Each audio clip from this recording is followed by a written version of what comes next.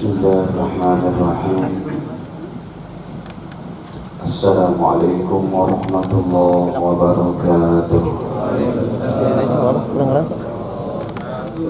Alhamdulillah rabbil alamin.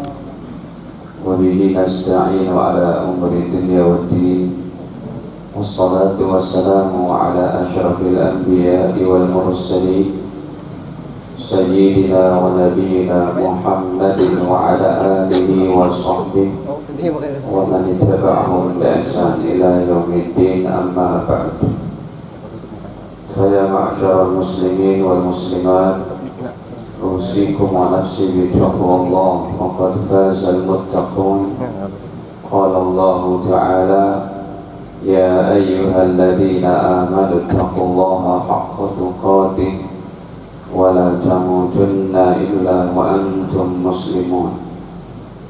Alhamdulillah, para hadirin jamaah yang dirahmati Allah Ta'ala, sebelumnya marilah senantiasa kita panjatkan puji syukur kehadiratnya atas segala limpahan nikmatnya pada kita semua, terutama sekali nikmat iman, Islam, sehat, afiat.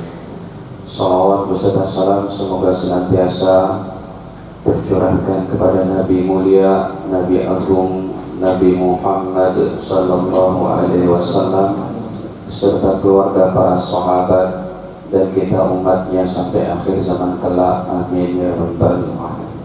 Ini apa ya Pak? Buat masuk rekam. Mau di dulu? Sini kan begitu. Ya. Hadirin,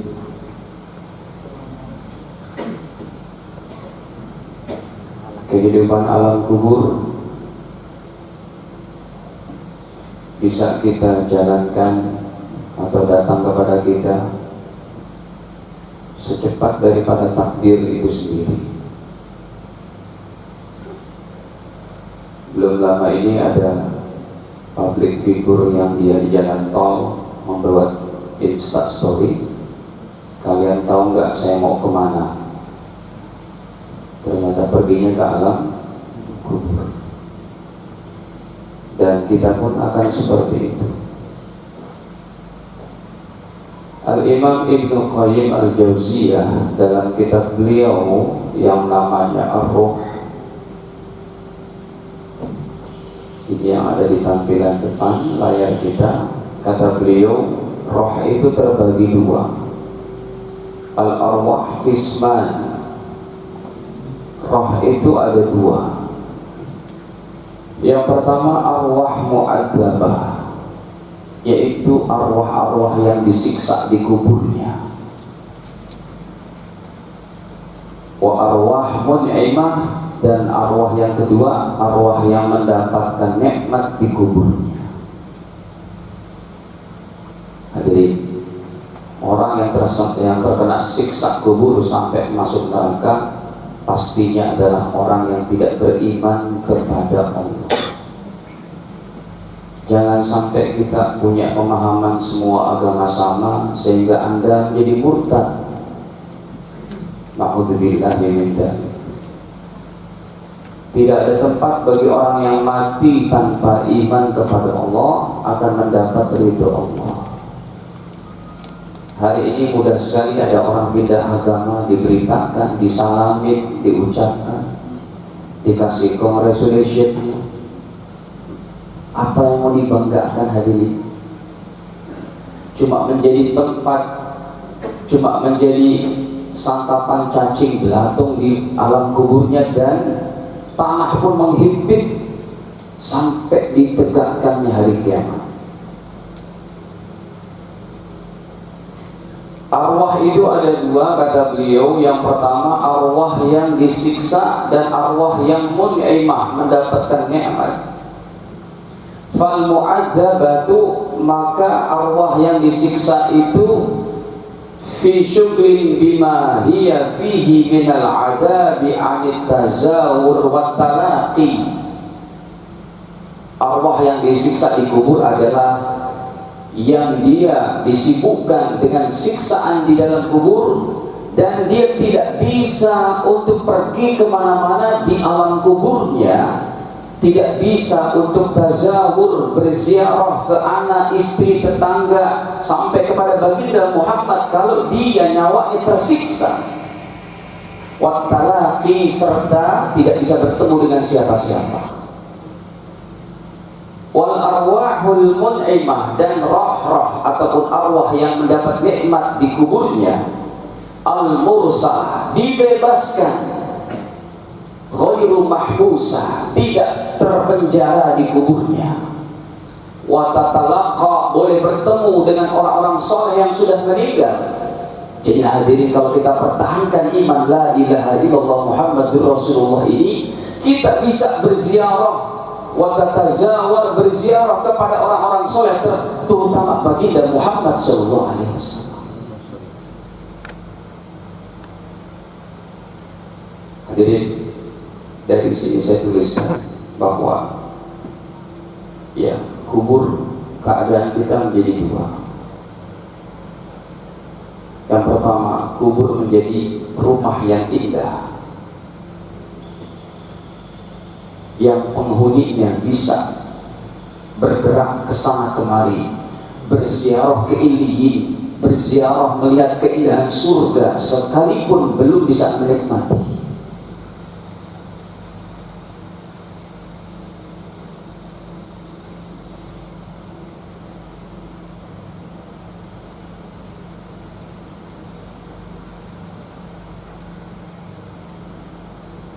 Sedangkan yang kedua adalah kubur menjadi penjara abadi, hadirin, sampai hari kiamat.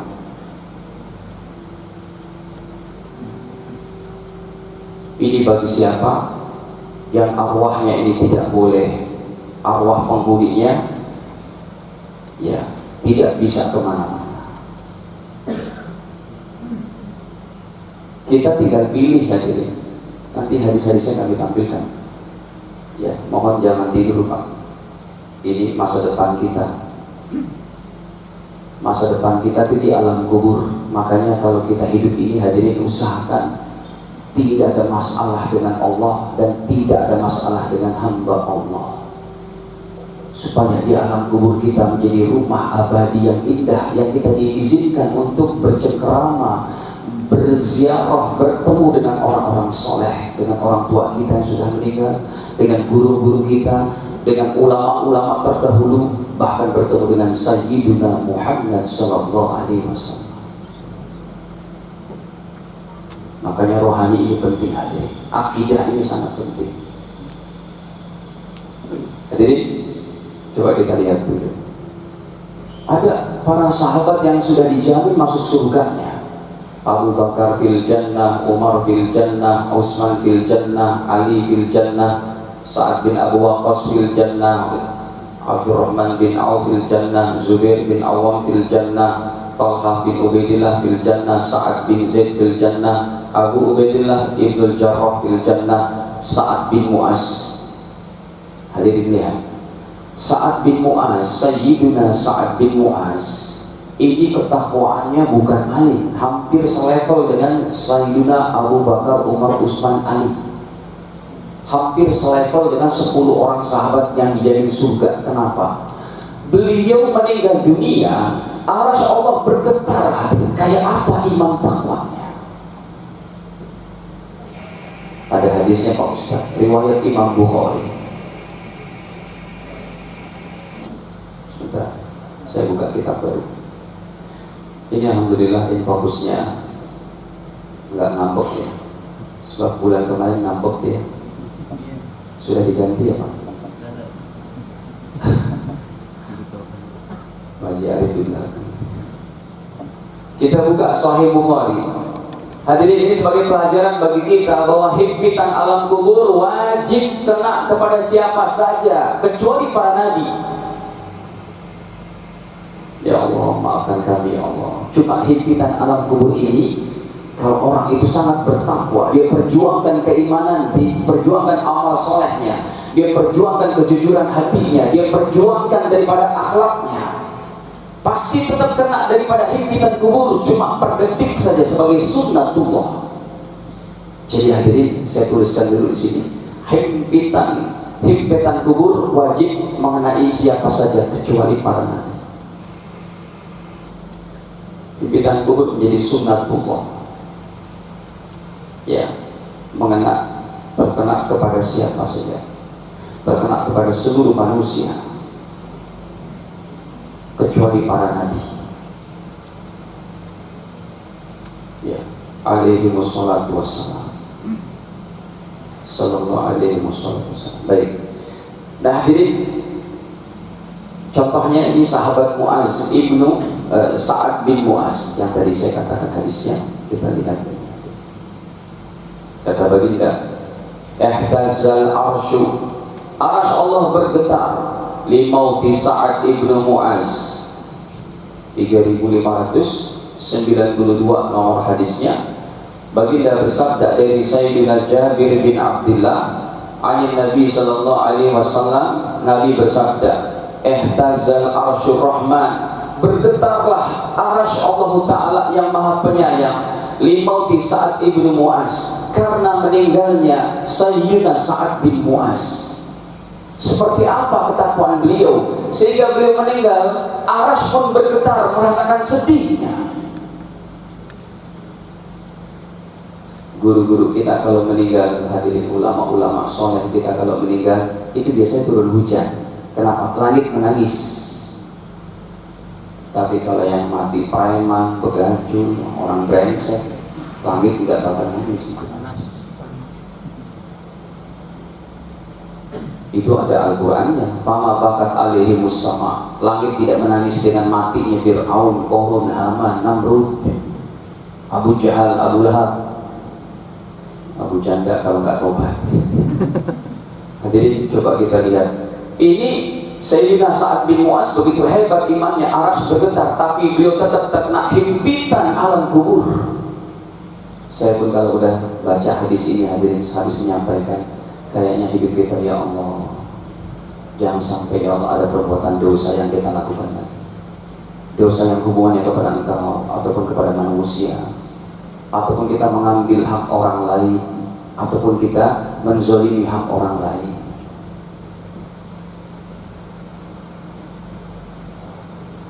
Kalau emang yang jual PCR itu menzolimi,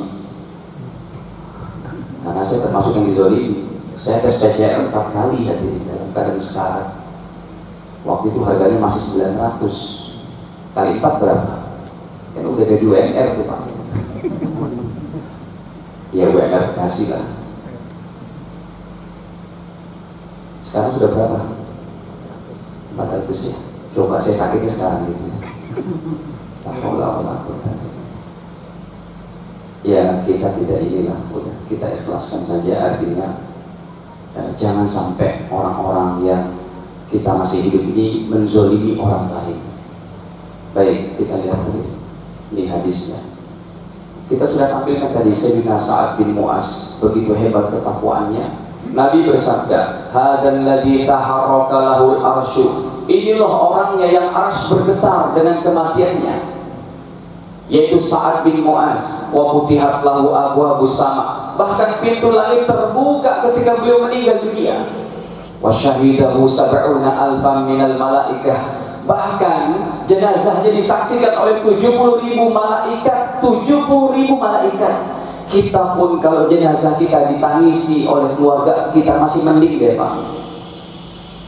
Ini ditangisi, disaksikan oleh 70.000 malaikat. Tetapi kata Nabi, laqad dumma dummatan, sungguh beliau dihimpit dalam kuburnya, summa furija anhu, kemudian dilepaskan dari himpitan. Kenapa? Karena ketakwaannya. Jadi sekalipun orang bertakwa seperti beliau terkena himpitan kubur, tetap ada sebagai sunnatullah. Cuma himpitannya hanya sedetik, langsung terlepas. Berapa kali kita menyaksikan kuburan orang tidak beriman dibongkar, ataupun kuburan para preman, kuburan orang-orang jahat, itu ketika ditemukan, dibongkar. Kenapa hadirin? Kepalanya di tengah, pinggulnya di tengah, kaki di tengah, tangan di tengah. Logikanya kan kepala di sini, kaki, tangan dan pinggul di sini, kaki di sini. Tetapi kenapa di tengah? Itulah kata Nabi bahwa alam kubur, tanah menghimpit orang-orang jahat ini. Coba, ini Sayyidina Sa'ad bin Mu'az, yang beliau ini manusia biasa juga kayak kita, cuma ketakwaannya sangat hebat. Bayi Rasulullah menguburkan bayi seorang sahabat Ansor. Setelah dikuburkan, hadirin, ini Nabi bersabda setelah dikuburkannya, "Lau aflata ahadun min dhammatil qabri." Coba kita buka dulu hadirin. Ini hadisnya. Riwayatnya cukup jauh, riwayat Imam Tabrani, riwayat Imam dikatakan hadisnya derajatnya sahih oleh Imam Haytami. Nih, kita lihat dulu derajat hadisnya. Karena ini masalah kubur, masalah alam gaib, masalah barzakhiyah, tidak boleh pakai hadis yang lemah. Paling tidak derajatnya harus hasan. Qala al-Haytami, berkata Imam Haytami, Imam Haytami adalah ulama asli penduduk Makkah Al-Mukarramah yang hidup abad ke-9 Hijriah. Beliau berkata, rijaluhu rijalus sahih. Para perawi hadis ini perawi hadis yang sahih. Coba kita lihat scroll up-nya. Kata Nabi apa? Lau aflata ahadun min dhammatil qabri. Sumpamanya satu orang selamat min dhammatil qabri, dari himpitan alam kubur. La aflata hadas sobi. Pastilah bayi ini juga selamat. Cuma bayi ini dihimpit dalam per detik, kemudian dihindarkan oleh Allah. Tapi orang yang banyak dosa, yang kemarin berbuat dosa dan maksiat, yang hati gelap, itu himpitan kubur terus menerus sampai dibangkitkan hari kiamat.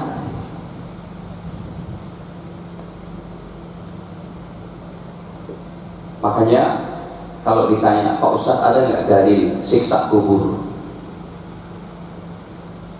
dalam Al-Quran? Ada. Surat ke-40, surat Ghafir, pada ayat ke-46. An-naru yu'raduna 'alaiha ghuduwan wa 'ashiyya. Api ditampakkan kepada Fir'aun dan bala tentaranya. Ghuduwan wa 'ashiyya, pagi petang, pagi petang. Nanti kalau sudah di akhirat, di surga dan neraka, tidak ada yang namanya pagi petang, pagi petang. An-naru yu'radun, api neraka, yu'raduna, ditampakkan, disodorkan, 'alaiha, kepada Fir'aun dan bala tentaranya, ghuduwan wa 'ashiyya, pagi petang, pagi petang. Dan ketika bangkit hari kiamat, wa yauma taqumus sa'ah, dan ketika bangkit hari kiamat, adkhilu, masukkanlah mereka, wahai para malaikatku, ala Fir'aun dan bala tentaranya, asyaddal azab, kepada siksa yang lebih pedih. Hadirin yang dirahmati Allah Ta'ala, memang berbeda dengan kehidupan para nabi. Kalau para nabi di dalam kuburnya hidup dan mereka menjalankan sholat, tapi bukan sholat wajib lagi. Ini pun karena masalah barzakhiyah, maka harus berdasarkan hadis-hadis yang sahih. Ya, kata baginda Nabi SAW, al-anbiya ahya fi kuburihim yusallun. Para nabi mereka hidup di alam kuburnya dan menjalankan sholat. Dan para nabi diharamkan jasadnya dihimpit oleh bumi, dimakan oleh tanah.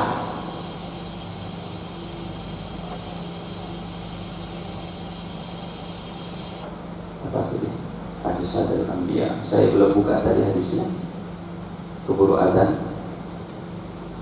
Ini contohnya, kata Nabi bahwa al-anbiya ahya fi kuburihim yusallun. Oh, para nabi rohaninya begitu hebat. Makanya para nabi tidak boleh ada dosa kecil apalagi besar. Karena kalau mereka berbuat dosa, menjadi cacatnya nanti syariat Allah yang suci. Sejak zaman Adam sampai Nuh, Hud, Ibrahim, Ishak, terus sampai kepada Isa, sampai kepada Nabi Muhammad, mereka orang-orang suci, tidak berdosa. Sehingga mereka di alam kuburnya, tempat kuburnya itu menjadi tempat yang indah untuk menjalankan ibadah sholat dan dzikir. Tapi ingat, sholatnya bukan sholat wajib lah.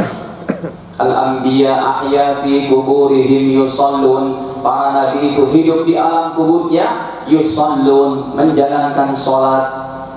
Kenapa? Para nabi juga diharamkan dimakan oleh tanah. Ini contohnya dalam hadis Imam Nasai 1666, baginda bersabda, innallaha, sesungguhnya Allah Ta'ala, qad harrama 'alal ardi, Allah mengharamkan kepada tanah, Allah mengharamkan kepada bumi, an ta'kul ajsadal anbiya, untuk memakan, menghimpit jasad para nabi.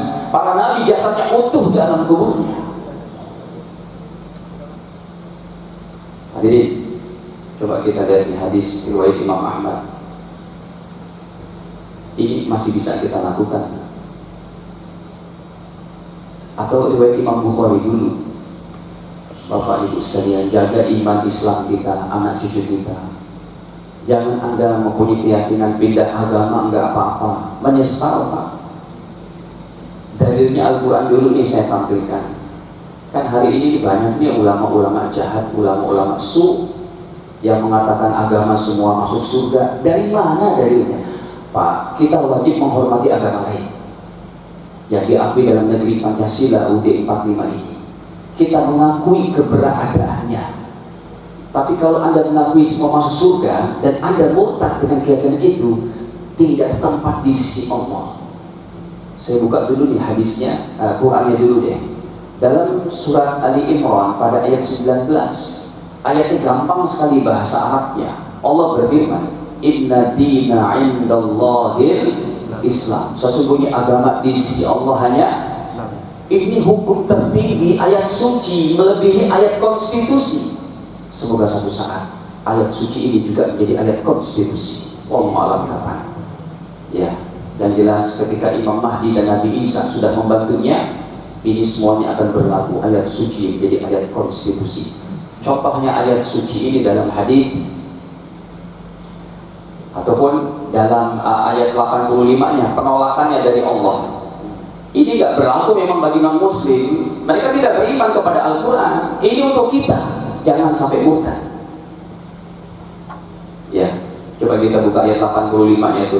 Wa may yabtaghi ghairal islami dina falan yuqbala minhu wa huwa fil akhirati minal khasirin. Wa may yabtaghi, dan siapa orangnya yang memilih agama ghairal islami dina, selain Islam menjadi agamanya, dia pilih selain Islam, falan yuqbala minhu, tidak akan diterima oleh Allah selama-lamanya.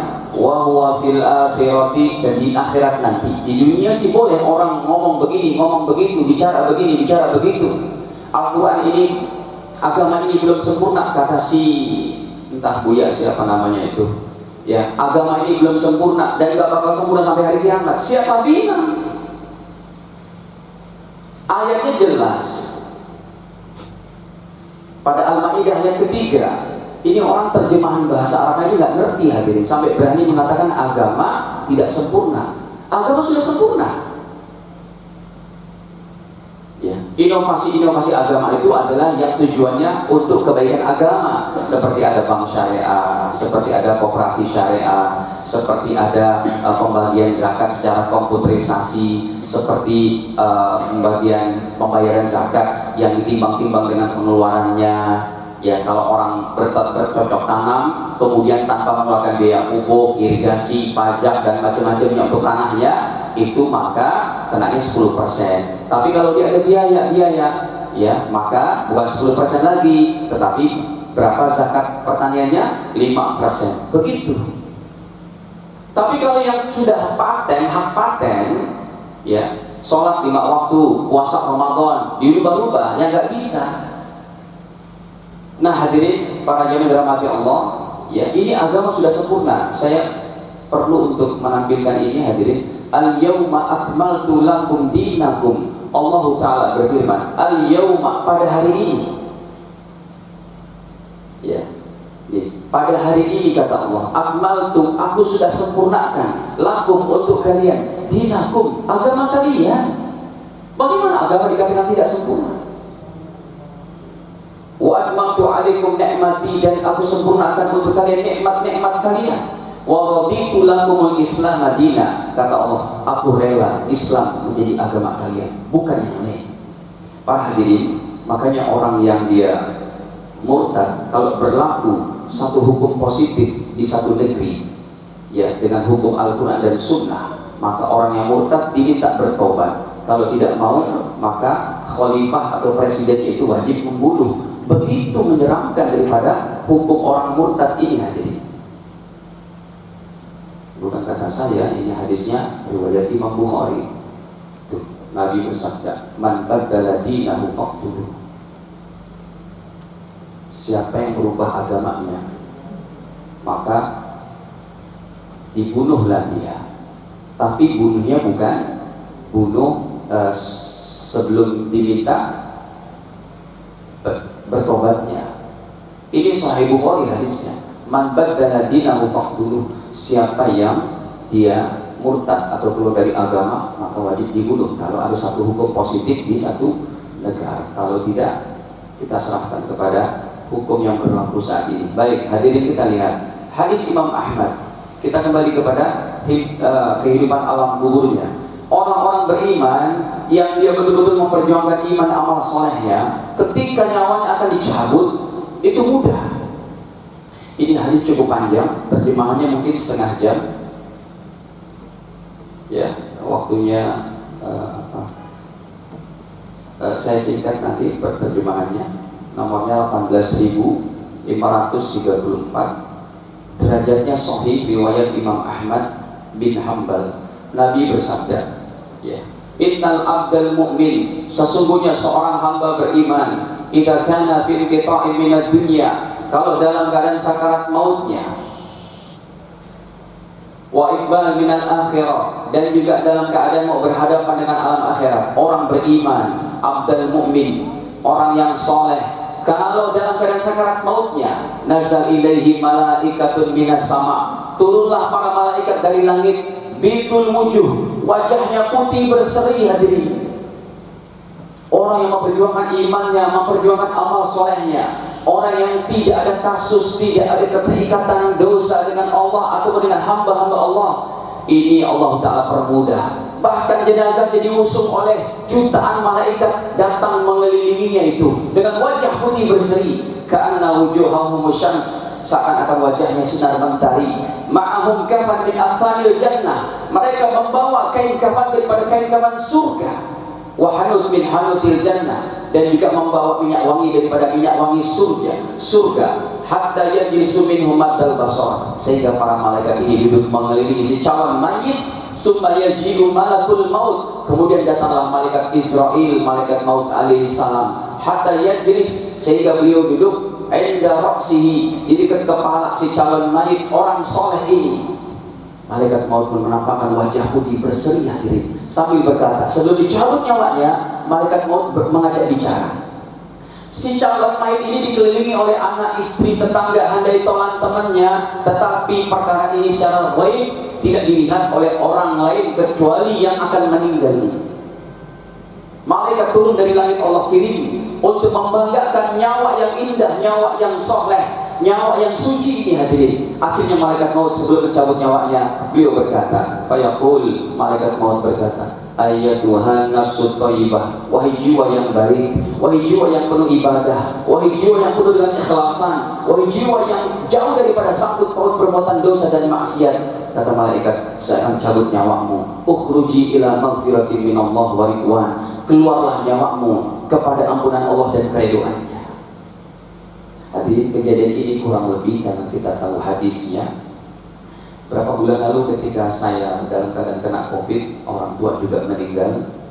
Itu sebelum meninggal saya masih merawat orang tua, dan beliau kan matanya sudah buta, sudah nggak bisa melihat karena mau dioperasi katarak pun sudah sangat sepuh sekali, sudah sangat payah. Akhirnya beliau nggak bisa melihat. Sebelum meninggal itu sering beliau berkata, nah itu siapa? Kok banyak orang datang? Dalam hati saya ini persis kayak hadisnya. Karena orang tua kami sekali dalam keadaan begitu, sholatnya tidak tinggal, zikirnya nggak tinggal.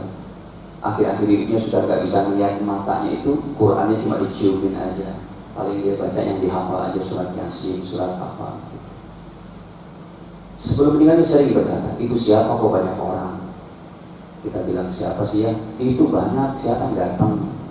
Hadirin, ini hadisnya derajatnya sahih. Kalau orang-orang yang soleh, yang rajin ibadah, yang dia tidak ada dosa dengan sangkutan apa dengan manusia dan yang lainnya, maka ketika mau dicabut nyawanya, kata malaikat, kamu pulanglah kepada ampunan Allah wa ridwanin, dan juga keridhaannya.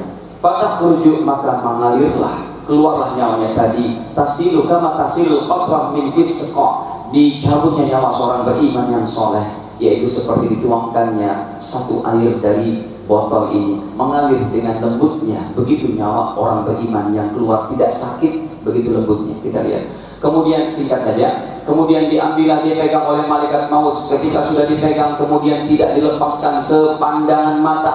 Kemudian juga dibalut dengan kain kafan dari surga, wa fi dzalikal hanud, dan juga dibaluri dengan minyak wangi dari surga, sehingga wa yakhruj minha ka'atyab nafhati miskin wujidat ala wajhil ard, sehingga keluarlah daripada jenazah ini wangi minyak kasturi yang sangat hebat, yang tidak didapati wanginya seperti di seluruh permukaan bumi ini. Akhirnya hadirin, setiap nyawa orang soleh akan dibanggakan oleh Allah ke langit pertama, kedua, sampai langit ketujuh. Dan ini masih bisa kita raih. Fayas'aluna biha, maka dibawalah ke langit pertama. Fala yamurruna ya'ni biha ala mala'in minal malaikah, tidaklah melewati kumpulan para malaikat, illa qalu, pasti malaikat ini berkata, ma hadzal ruh at-thayyib, wahai malaikat maut, wahai malaikat yang membawa daripada nyawa orang soleh ini bawa apa begitu semerbak? Maka malaikat maut dan malaikat pengiring menjawab, fulan ibnu fulan, disebutkan namanya yang pernah dikasih oleh bapak ibunya yang terbaik di dunia ini.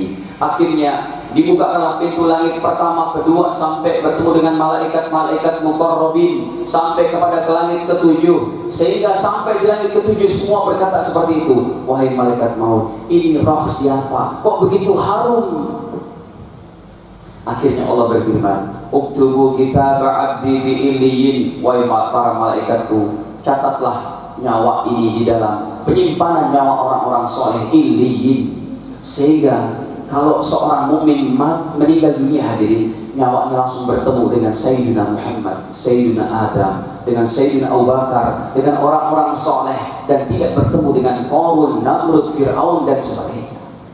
Akhirnya hadirin, Allah katakan, wa'aidu ilal ardi, kembalikan ke tanah. Kenapa? Fa inni minha khalaqtuhum, dari tanah aku kembali, aku ciptakan. Wa fiha u'iduhum, kepada tanah aku kembalikan. Wa minha ukhrijuhum ta'atan ukhra, dan dari tanah nanti kalian semua dibangkitkan. Qal, kemudian Nabi SAW melanjutkan sabdanya, fatu'adu ruhu fi jasadi. Kemudian prosesi secara syariatnya pun sudah berlaku. Kalau tadi prosesi secara ghaibiyah, para malaikat membawa dulu, membanggakan ini nyawanya sampai ke langit ketujuh, dikembalikan itu oleh para malaikat dengan izin Allah. Secepat pandangan mata kita berkedip, langsung dikembalikan ke badannya setelah prosesi jenazah diberlakukan oleh orang-orang yang masih hidup, dimandikan, dikafankan, dan disolatkan serta dikuburkan. Akhirnya fatu'adu ruhuhu, nyawanya dikembalikan ke jasadnya, dikuburnya, baru dikuburin berarti. Akhirnya fayatihi malakan, datanglah dua malaikat, fayujlisanihi, didudukan si mayit ini, fayaqulan, inilah pertanyaannya hadirin, pertanyaan ujian alam kubur yang sudah bocor pertanyaannya, jawabannya pun sudah bocor. Man rabbuka, apa jawabannya? Rabbi Allah. Man rabbuka, bapak, siapa Tuhanmu? Tuhanku Allah. Siapa nabimu? Nabiku Muhammad. Apa kitabmu? Kitabku Al-Quran. Sudah bocor hadirin. Apa agamamu? Agamaku Islam. Ya udah Pak Ustadz, kalau gitu kita hafal aja nih habis-habisan. Enggak usah sholat, enggak usah ibadah gitu ya. Cuma ngapalin aja, tidak bisa hadirin. Ini yang menjawab adalah iman dan amal soleh kita. Kita lihat, man rabbuk, siapa Tuhanmu? Ini jenazah orang soleh. Dijawab secara lantang, Rabbi Allah, Tuhanku Allah. Ditanya lagi, ma dinuk, apa agamamu? Diniyat Islam, agamaku Islam. Ditanya lagi, ma hadzal rajul alladzi bu'itsa fikum, ini siapa nabi terakhir yang diutus di tengah-tengah kalian? Fayaqul, si mayit soleh ini menjawab, huwa Rasulullah SAW, itu kan Rasulullah SAW. Ditanya lagi, wa ma ilmuka, rupanya pertanyaan alam kubur ada ini juga, apa yang kamu pelajari, apa yang kamu baca di dunia ini? Si mayit soleh ini menjawab, qara'tu kitab Allah, saya baca Al-Quran, saya pelajari ilmu hadis, saya pelajari rukun sholat, saya pelajari berwudu, fa'amantu bih, aku beriman kepadanya, wa shaddaqtu, dan aku benarkan semua isi Al-Quran, hadis serta ilmu-ilmu agama. Fayunadi munadi minas sama, maka Allah menyeru, ada suara dari langit, shadaqa abdi, hambaku telah benar. Lihat hadirin, ini malam pertama dikubur dan seterusnya. Apa kata Allah Ta'ala? Wahai para malaikatku, fa'afrishuhu minal jannah, ini adalah hambaku yang soleh, kasih itu tempat tidurnya daripada surga, jangan Jangan dia bertahtakan daripada tanah liat saja tanah merah. Kasih permadani dan tempat tidur dari surga. Wa albisu minal jannah. Berikan, gantikan bajunya itu, kain kafannya yang cuma semeter 50.000, ganti dia dengan kain, dengan baju dari surga. Waftahu lahu baban ilal jannah. Wahai para malaikatku, buatlah satu pintu dari surga menuju kuburan orang-orang beriman di mana saja berada, sehingga fayatihi rauhaiha, sejuknya, harumnya, serta diluaskan kuburnya sejauh mata memandang. Ini baru keistimewaan orang-orang yang betul-betul memperjuangkan iman dan amal soleh. Rumahnya menjadi rumah indah di alam kuburnya. Setelah itu kata Nabi, dia boleh untuk pergi ke sana kemari. Tetapi akhirnya datanglah rajulun hasanus siyar, orang ketiga. Ini mungkar, ini nakir, ini siapa ketiga, keempat, kelima, keenam. Datanglah laki-laki yang wajahnya ganteng, bajunya baik, thayyibur rih, semerbak pun bau badannya harum, sehingga dia berkata, absyir billadzi yasurruka hadza yaumuka alladzi kunta tu'adu. Wahai bapak penghuni kubur, berbahagialah kamu, inilah yang Allah janjikan untukmu. Maka si mayit soleh ini berkata, man anta, mas, kamu siapa? Kalau itu mungkar, itu nakir, kamu siapa? Kenapa kamu datang ke sini? Fawajibah wajib yajibil khair, wajahmu itu loh menampakkan kebaikan-kebaikan. Kamu siapa? Fayaqul, orang ketiga ini menjawab, orang keempat ini menjawab, orang kelima ini menjawab, ana amaluka soleh. Aku sholatmu, aku ibadahmu, aku tahajudmu, aku baca Quranmu, aku haji umrahmu, aku ikhlasmu yang niatmu selalu ikhlas kepada Allah. Hadirin kita lihat, begitu nikmatnya di alam kuburnya ini, si mayit orang soleh ini, jenazah orang soleh berkata, Rabbi, ya Allah Tuhanku, kalau di kuburan udah begini enaknya, akhiri sa'ah, kalau gitu cepatkan datangnya hari kiamat ya Allah, supaya saya bisa berkumpul kembali kepada istri dan anak-anakku. Yang dipikir anak istrinya, dia tidak mau menikmati nikmat kubur sendirian.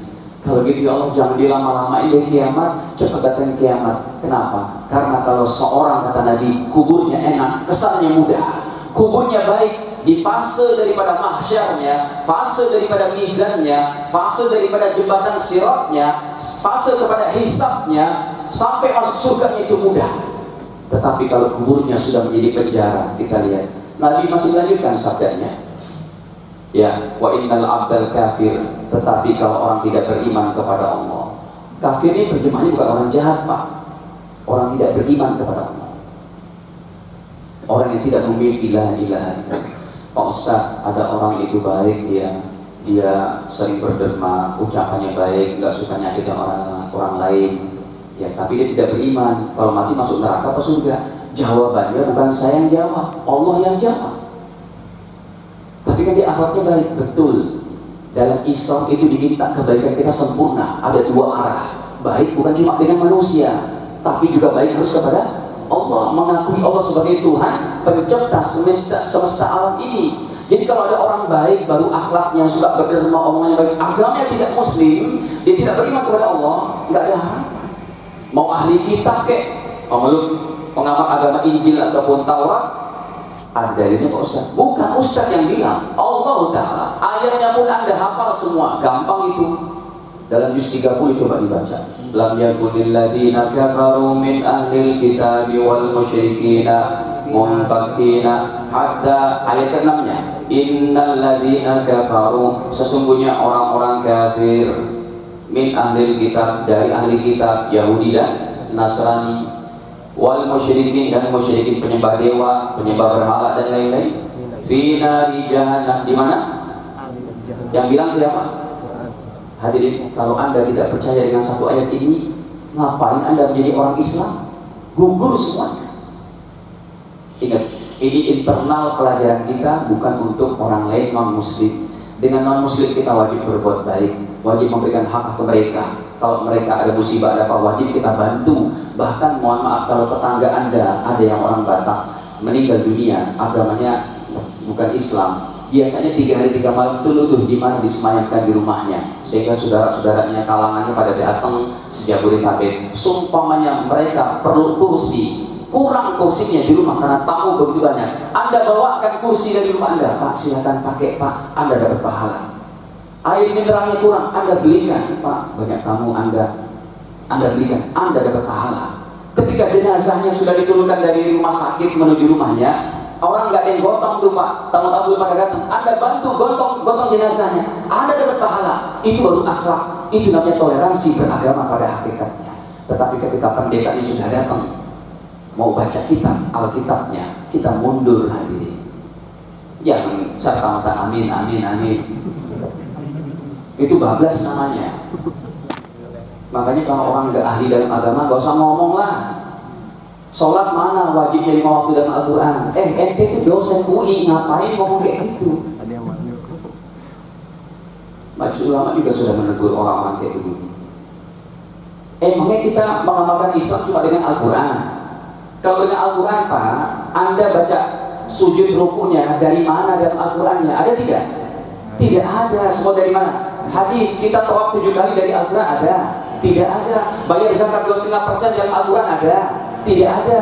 Al-Quran secara hukum global, nanti detail-detailnya dijelaskan dalam hadis. Baik, ini kita lanjut dulu sedikit. Masih boleh Pak? Boleh. Sedikit lagi deh. Kata Nabi, sesungguhnya ini jarang dibuka hadis macam ini Pak. Riwayat Imam Ahmad memang nomor sudah 18.000 sekian. Wa innal abdal kafir, tetapi ketika orang kafir tidak beriman kepada Allah, idza kana fil qita'i minad dunya wa iqbal minal akhirah, kalau sudah mau meninggal dunia, nazal ilaihi malaikatu minas sama, para malaikat turun dari langit. Kalau orang beriman wajahnya putih berseri, tapi kalau ini sudul wujuh, wajahnya hitam legam sangat menakutkan. Ma'ahumul masuh, mereka tidak membawa kain kafan dari surga, tetapi membawa kain goni yang bau bangkai hadirin. Fayajlisuna minhu maddal basar. Akhirnya para malaikat duduk mengelilingi si calon jenazah. Ini kayak begini cuma diketahui si calon jenazah. Orangnya yang menemani di sekelilingnya nggak tahu. Summa yaji'u malakul mauti, kemudian datanglah malaikat maut, hatta yajlis 'inda ra'sihi, duduk di dekat kepalanya. Sebelum dicabut nyawanya, malaikat maut berkata, ayyatuhan nafsul khabisah, wahai jiwa yang busuk, wahai jiwa yang menjijikkan, kata malaikat, ukhruji ila sakhatin minallah wa ghadab, dan aku cabut nyawamu, keluarlah kamu kepada murka Allah dan kepada marahnya Allah Ta'ala. Fatufarraq fi jasadi, kata Nabi. Ketika mendengar ucapan malaikat maut seperti itu, arwahnya berlarian di tubuhnya, naik ke kepala, ke kaki, begitu berpencar-pencar ketakutan. Fayantazi'uha, akhirnya dicabut nyawanya oleh malaikat maut. Kama yuntaza'al safut, sebagaimana dicabutnya seonggok besi minas sufil mablul, daripada tumpukan benang wol yang basah, dicabut seperti itu nyawa orang kafir itu. Kemudian dipegang oleh malaikat maut dan tidak dilepaskan sekedip pandangan mata. Akhirnya dibawa naik ke langit pertama. Sampai di langit pertama, tidaklah mereka menemui kumpulan para malaikat, kecuali para malaikat berkata, mahadari al-khabis, wahai para malaikat, wahai malaikat maut, ini gerangan nyawa siapa yang begitu menjijikan dan baunya sangat menyengat seperti bau bangkai. Fayaqulun, malaikat maut menjawab, ini fulan bin fulan, disebutkan namanya yang pernah diberikan oleh bapak ibu mereka di dunia. Akhirnya sampai ke langit dunia, semua malaikat pun menutup hidungnya karena begitu baunya daripada nyawa orang yang tidak beriman. Ini berarti permainannya bukan batin Pak. Anda poles, bukan zohir maksud saya. Anda poles seorang yang dirapikan zohirnya, dibuat inilah, pakai lipstick lah, pakai inilah, pakai macam-macam, tetapi batinnya gersang daripada ibadah.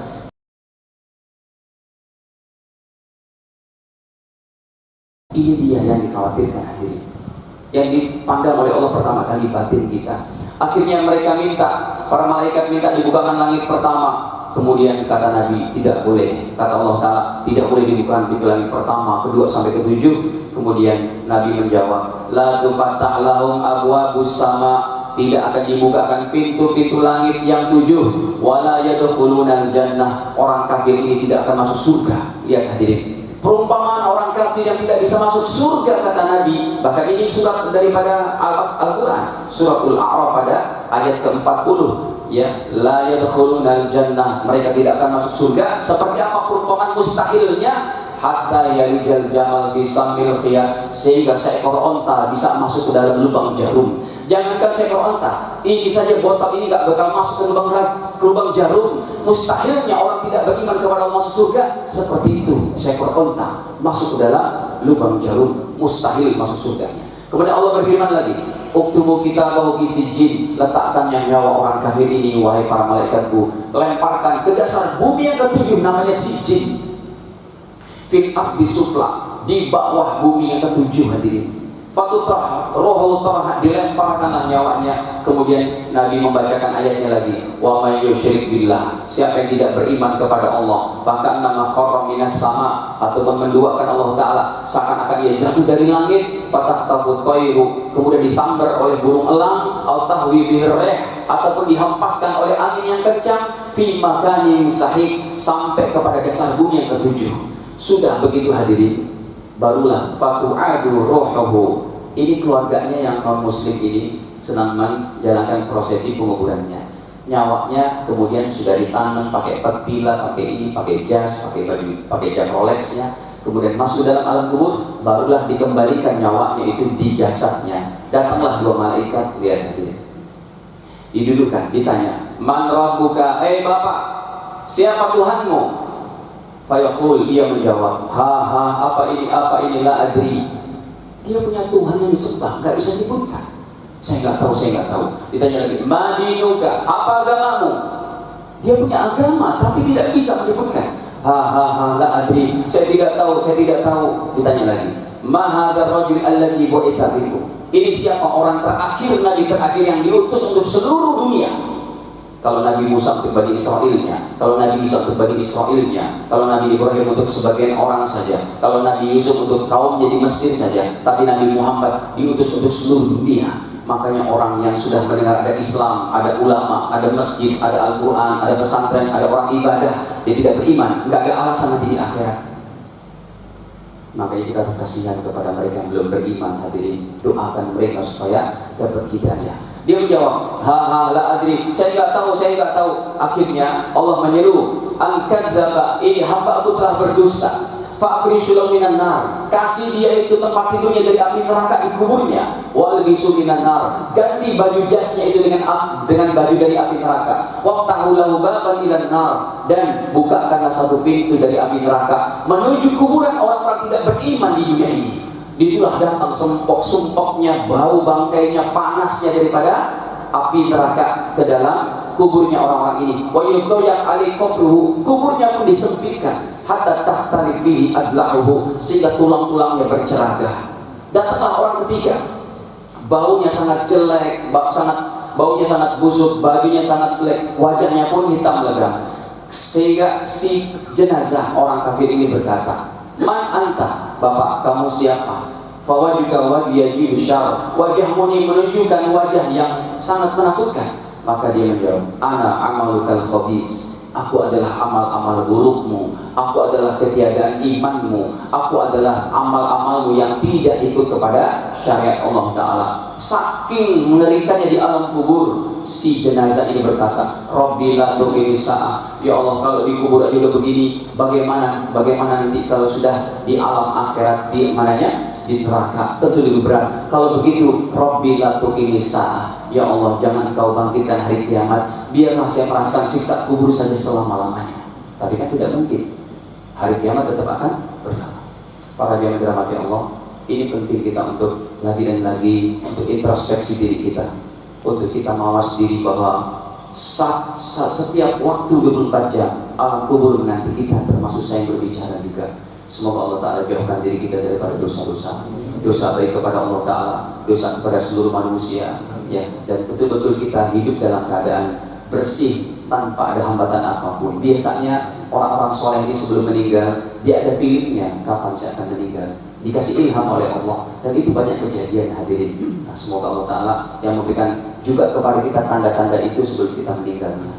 Ini saja dapat saya sampaikan, kekurangan dimaafkan, dan cukup hadirin sampai sini karena memang zuhurnya pun sudah terlalu cepat, ya, jam 11:30 lebih dikit. Kita tutup dengan kafarah majelis. Subhanakallahumma bihamdik, asyhadu an la ilaha illa anta, astaghfiruka wa atubu ilaik. Wassalamualaikum warahmatullahi wabarakatuh.